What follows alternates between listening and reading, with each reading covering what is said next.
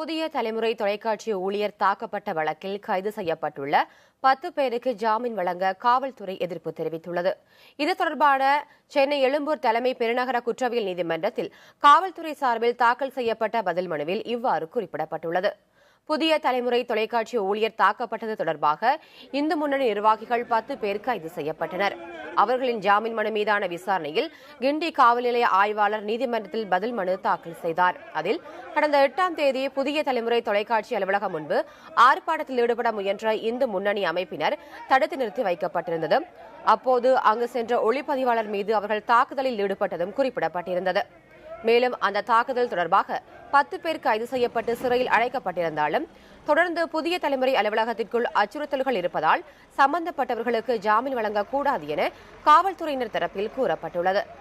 அதனைத் தொடர்ந்து வழக்கை விசாரித்த நீதிபதி முருகன் ஜாமீன் மனு மீதான விசாரணையை இன்றைக்கு ஒத்திவைத்து உத்தரவிட்டார்.